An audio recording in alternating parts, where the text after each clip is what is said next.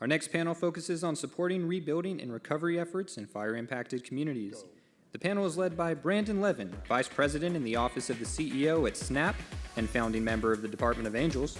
His panelists include Joanne Cordero, COO at Altadena Land Initiatives, Melissa Fifield, Managing Director and Head of the BMO Climate Institute, Isabel Lee, Chief of Staff at Habitat for Humanity, Greater Los Angeles, and Grace Mase, Founder and CEO of HomeRES, a Lacey portfolio company.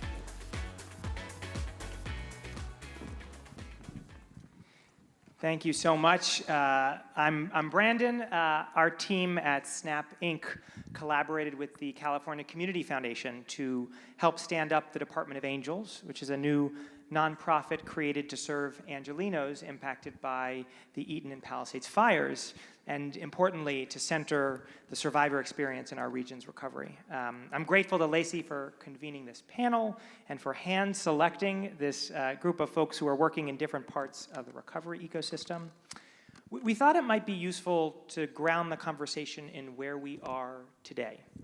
All of the data I'm about to cite come from a quarterly, statistically significant and public survey that the Department of Angels conducts quarterly of fire survivors across Altadena, Pasadena, the Palisades, and Malibu. So we're now 18 months out from the Eaton and Palisades fires. The fires damaged or destroyed 16,000 structures.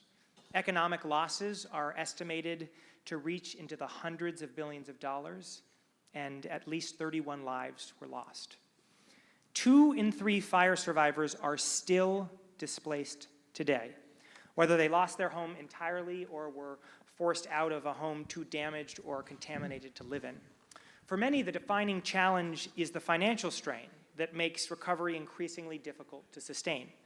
Out-of-pocket cost is now cited by nearly 2 in 5 survivors as the single greatest barrier to rebuilding. Nearly half of all survivors have depleted a significant portion of their savings. 4 in 10, 40% have taken on debt, and 1 in 10 have cut back on food or are falling behind on rent or mortgage or utility payments. And yet, and this is what brings us to the panel today, most survivors, 72%, still plan to rebuild or repair, especially if they can find a financial path to do so. So the scale of this disaster is incomprehensibly large, and we know it will take all sectors working together to help LA recovery. So we are grateful to have several individuals and organizations on this panel who have stepped up in their own way. And so would love to start out with some lightning round introductions. Who you are, which part of the recovery you are most focused on, and how you would define success in your contribution to the recovery. Ideally, in a few sentences. We've got a lot to cover. Melissa, why don't we start with you and go down the line? Sure, thanks, Brandon. I'm Melissa Fifield. I lead BMO's Climate Institute. BMO is Bank of Montreal. For those who don't know, we're headquartered here in the US in Chicago, but we've been serving California for more than 160 years. We've got 900 employees in the greater LA region, 900 employees, 70 financial centers, and we help serve about 25,000 small business owners.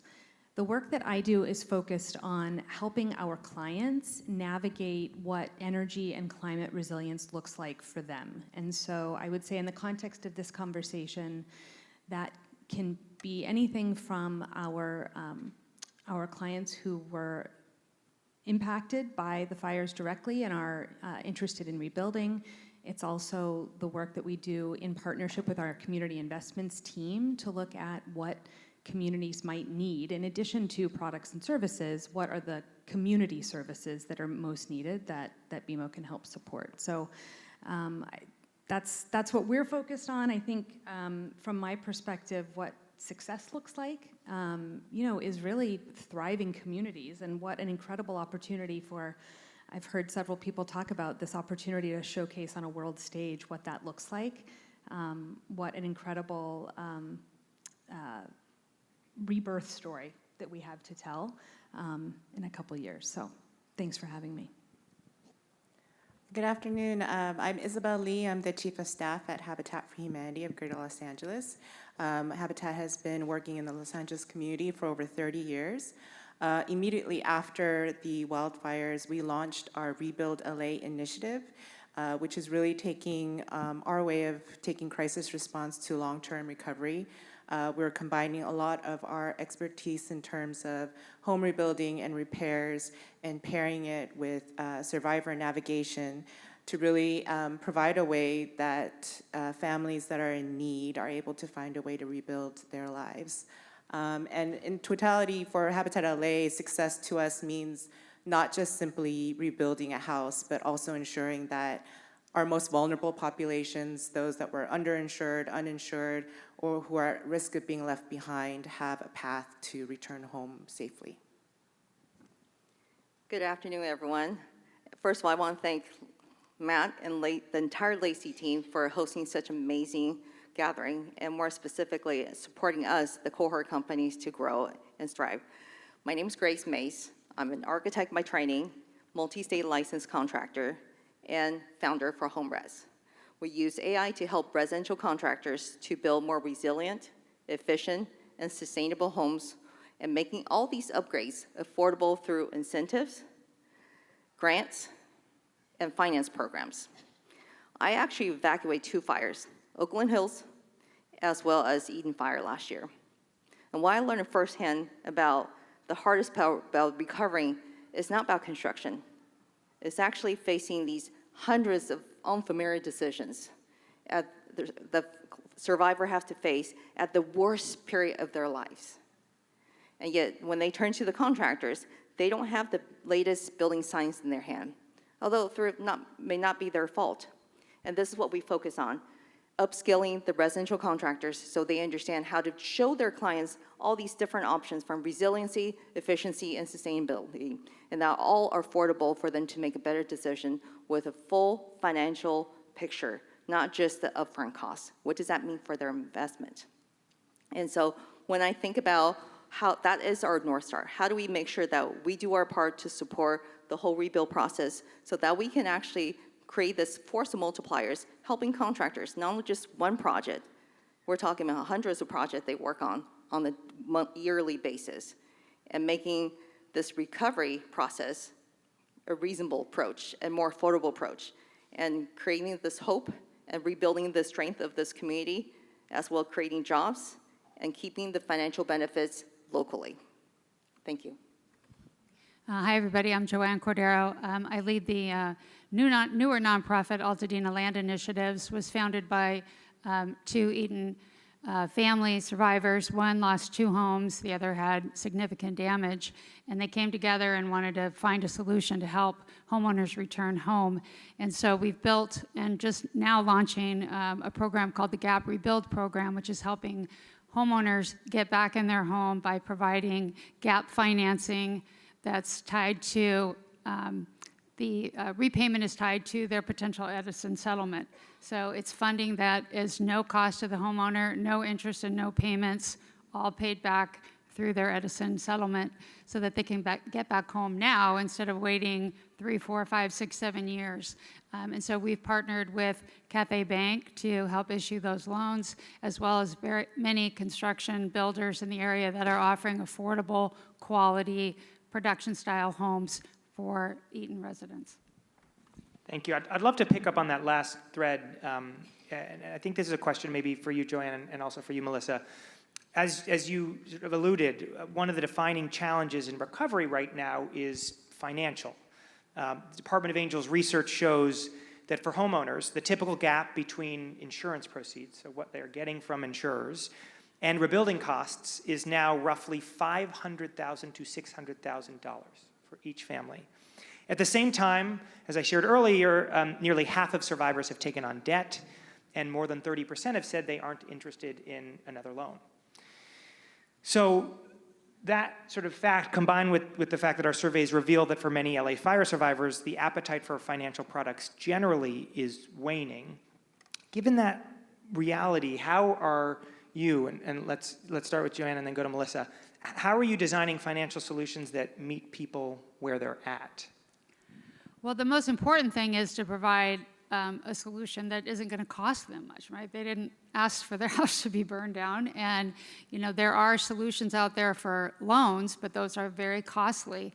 And so our product that we develop, which is funded through philanthropic capital, which we're still looking for more of, but at this point, we have a several $1 million investment, and we're working with production builders and the homeowners to find out what is their gap. We have insurance resources to help them. It's an overwhelming process, right, to rebuild a home. And so our program helps them get back into that home at a cost that's very minimal. There are some loan costs, but in terms of making a payment every month, we have several people who didn't even have a mortgage to begin with, right? And so now they're retired, and where are they going to find this money to come up with every month? So very innovative approach, because at least in our area in Altadena, there is potentially the settlement that's coming down, right? And so we thought, well, let's leverage that for the people today. Let's get them the money today instead of waiting. And so having an interest-free, relatively low-cost construction financing bundled around support, we're coordinating with the mortgage companies, the insurance companies, with the builders to help the homeowners lessen the burden and get to moving. And I think right now we're seeing is that the emotional time, it's taken a long time for people to get to this point that they want to rebuild. So the energy right now, at least in Altadena, is pretty high, and a lot of people are ready to make that commitment to rebuild, and we're just excited to be part of that solution for them. Anything to add to that, Melissa, given your work? Yeah, just to build on what Joanne said, I think there's two dimensions to this. There's a more direct role that BMO plays in supporting our customers. So the one-on-one outreach to impacted customers in the immediate wake of the fires, understanding what they needed in the moment, and then over time trying to help navigate what they needed maybe more long-term. So there's that one piece that's a more direct impact that BMO can have with directly supporting our customers. Maybe that looks like products and solution and services, but the ecosystem around that is also something that we're focused on. So we developed a $3 million Los Angeles wildfire recovery fund, which was driven by a listen-first approach. We really wanted to understand what was needed on the ground. And what we found was exactly what Joanne is pointing to, which is not everybody needs a loan. Not everybody is ready to rebuild. But the fund helps provide support for even mental health services and some of the navigational support that families have needed to understand the insurance system, help navigating the claims that they're making, and sort of all of these other pieces that aren't always named directly in what disaster recovery looks like. And so I think for us, it was important to sort of start from a place of understanding what the needs were first, not designing products and services specifically in what we thought was the best solution at the moment, but really by listening and also listening to our partners. I'm happy to talk in a little bit about sort of what that looks like as well, but we don't presume to have all of the answers, and so we really rely on that ecosystem to help inform us where we can play the most valuable role. Thank you both. I'd love to direct this next one at first Isabel and then Grace. While our research has revealed that many survivors share common experiences, many also face unique challenges in recovery, from information gaps to mistrust in the system to repeated displacement and deepening financial strain. How are you building trust and making your programs accessible for people who, as we've discussed, may be overwhelmed or skeptical or feeling like recovery is out of reach for them or their families?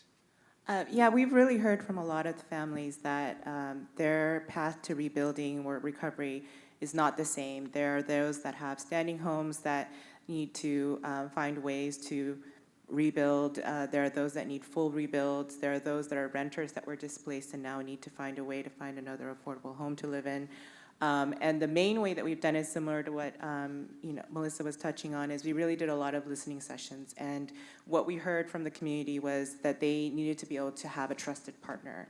And Habitat for Humanity is there to be their trusted partner, to really be part of a navigation system for them. We have a rebuild navigation program that's really working hands-on, one-to-one with each of our families that have come to us for help, to really guide them through the process and present them with different solutions that match the needs that they have, whether that be from repairs to smoke remediation to a grant that maybe will accelerate their ability to start the rebuilding process. But all of that is just really built on the trust that we're building with each of the households that are being affected, and in how we can ensure that they continue on that path back to recovery.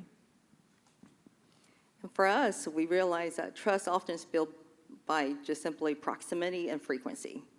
And besides, Habitat Humanity is doing a phenomenal job. In fact, we're partnering with them. But just outside of Habitat Humanity, there are contractors all through Southern California helping family rebuild. And they're the ones showing up every single day at the property, rebuilding their homes.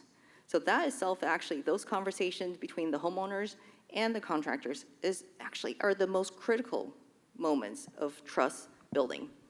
And for us, helping contractors to get all the latest information about building science, build materials that are more effective in terms of resiliency, efficiency, and sustainability, often just one decision that actually addresses all three. And we push that information at their fingertips so they can have those conversations at that real-time moment, when that's where the trust is built. And so when we think about how homeowners, oftentimes they're overwhelmed with all this paperwork. And guess what? They turn to their contractors, asking about their insurance paperwork, how to fill this out, how to fill out the FEMA paperwork. And the sad thing is, most of the contractors are not trained any of this. And we're leaving up to chance for them to figure it out. And so for us, we're very intentional about how do we build all this information and push the latest information using the latest technology so they don't have to miss out, and they can be informed, accurate, and transparent with all the information they're sharing with the homeowners, so homeowners can make better decisions for their future and their current investment at the same time. So thank you. Let's talk about building. I cited a stat earlier suggesting that fire survivors overwhelmingly want to rebuild, and they want to rebuild stronger and safer. Roughly 8 in 10 support resilience upgrades, both at the home level and across communities. Now, the challenge, of course, is making resilience simple and affordable. And so maybe for this next one, we'll direct this to you, Grace, and Melissa. From your perspective, what does resilient rebuilding actually look like, and how, both at sort of the individual and neighborhood scale, and how do we make sure it isn't something only a handful of homeowners can afford to do? I really appreciate this question, Brandon, because resilience it's a human right, it's homeowners' rights. It should make it so simple that everyone should understand how to make that decision and figure out what's the right incentive to actually pay off. And that's why we use the technology to break that logic down, to map specifically what incentive, or what resilient solution is mapped to this property, plus specifically what incentives map to that scope of work. And more detailedly, we actually, once the projects commence, we will help them to figure out the actual application to reduce the cognitive load. Think about all these survivors. They never, just like what Joanna mentioned, they didn't ask for this. But they're faced this reality is overwhelming, daunting. And for us to take away, using technology, take away those groundwork that just nobody enjoys doing, but at the same time have the latest information for them to have making the better decision in their hand. That's what makes a difference. And you mentioned about Altadena. 9 out of 10 homes in Altadena were burned down were before the building, 9 out of 10 were not part of the wildfire building code. And average in Altadena, average home age was built in 1946. So imagine rebuilding your home and your next door neighbor's home hasn't been retrofitted. You're also impacted by it. So when I think about rebuilding, I also think about retrofitting. There's about 1.3 million homes here in California, high fire risk areas. We need to retrofit them. If we don't address them, the rebuilding is only part of the solution. We need to do both at the same time. Not only for us, focus on training the contractors, but also training the homeowners. This is a team sport. This is one of the unique natural disasters. It doesn't just happen if you just protect your home. You have to protect the entire community, unlike hurricanes and others. We are in such a unique position, and we can do this right. That's such an important point. I mean, I think your home is, as someone who also lives in a wildfire prone area, your home is only as hardened as your neighbor's home is hardened. And so we think about that a lot. But when I think about what resilient rebuilding looks like, I mean, to me, it's two things. It's not only what you can do for your individual home or what a homeowner can do individually, but then what is that community impact as well? So how are we building homes individually that are stronger and can withstand extreme weather events, climate events, wildfire events, et cetera, but also doing it in a way that people can afford, as Grace said. I think that's super important. It also means shared infrastructure at the community level. I think actually one of the things that I've been most excited to follow is some of the work happening in Altadena around the community garden and some of the soil remediation work that's happening with mushrooms. Get this. It's super, super innovative work, really, really cool, and I think shows just how, it's infrastructure, it's home hardening, it's, not using combustible materials, things like that, but it's also thinking about nature-based solutions. And I think that is just as a little bit nerdy climate science, it's really interesting to see that work in real life. This is great. I'm looking at the clock. We've got 2 questions to get through, so we're going to do 2 rapid-fire questions, each of which will go through down the line. So the first one, looking back over the past year and a half, what is one assumption you've had to rethink about disaster recovery in the wake of the Eden and the Palisades fires? So put differently, what's one important thing you know today that you wish you'd known sooner? Joanne's ready. Let's start there. Come down. This process takes a lot of time. We thought we would get our first family in through the door. We approved their gap financing, and it has been taking so much longer than we anticipated. And not because everybody's not trying to go fast. It's just the process is the process. And I wish I would have been more patient, but I thought it would go a lot faster. For me, is how do we reveal the financial benefit for the homeowners to understand? So for us, we focus on stacked incentives, and we've heard this in the last couple of days about how hard it is to understand incentive. So we surface on the incentive information right up the front at every project. Then we stack them through all the utility cost reductions. We heard about electrifications and reductions. We also show the insurance reductions, and as well as property value increase, the increase of property values. So when you start stacking all this, it is a no-brainer decision. Resilience is something that we have to do. It is a great financial investment for every property owner. And so this is something I didn't think about before, but once we reveal that information, it becomes so clear. In every conversation we have with homeowners and contractors, it was an easy discussion to make that decision. So. At Habitat, it's similar to what Joanne mentioned, is we really have to work at the speed of trust. So, work at the speed that the survivors are ready to go. Some are not ready to rebuild, some, want to rebuild but have barriers, and we're really just trying to meet them where they are and ensure that we can find the right solution for them at the time that they're ready. I want to build on something that Grace said first, and then I'll answer your question. We've done research at the Climate Institute to actually try to put a financial dollar amount on the return on resilience investments, because our goal is to make these as pragmatic, as practical decisions as possible. And what we found is for every dollar that's invested in home hardening or in extreme weather resilience, it depends, it's very location specific depending on the kind of risk you face. But it's between a $13 and a $43 return on that $1 invested. So, using climate science, financial modeling, all of those things taken together, we want to actually make the business case that Grace is trying to execute on and make it make sense. I think that's super important. In terms of lessons learned, I think that it goes back to, I think it's quite easy to have a hypothesis or make assumptions about what's needed in the wake of a disaster. And it was really important for us to not act on those assumptions, but to work with partners such as Habitat and others.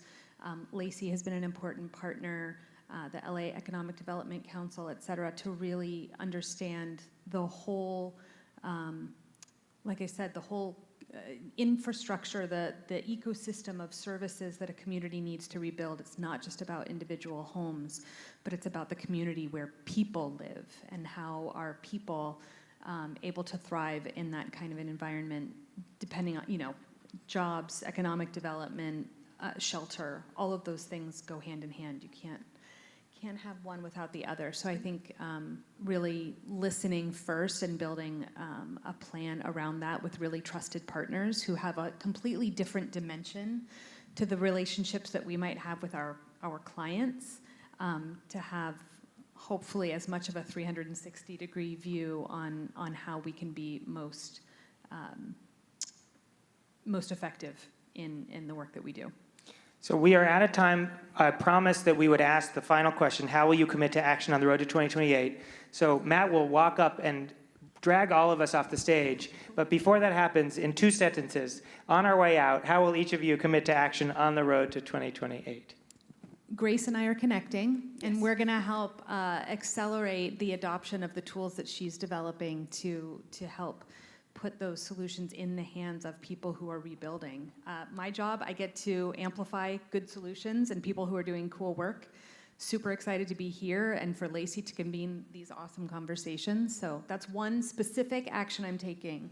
Grace and I are following up. 2 sentences. Sorry. I will try. Habitat's committed to doing what we do best, which is to bring people from all walks of life together to really help those that are in need. And that's what we want to make sure, that we define resilience, not just by the venues and infrastructures in Los Angeles, but showcasing that we can rebuild and our families can return to their homes. So for HomeRES, we're partnering with pretty much everyone on the panel here. We're really excited to be thinking through this more sustainably, more intentionally, and committing to bring the latest information, helping contractors to have this information, to have the conversation, ultimately for homeowner to build, deciding on building better. And for us, it's all about connecting with all the partners, working together, and do the right thing for our community here in Los Angeles, and showcase what we're able to do for the rest of the world. ALI, Altadena Land Initiatives, we're committed to helping at least 100 families a year go back home. Thank you all for sharing your work with us and for being here.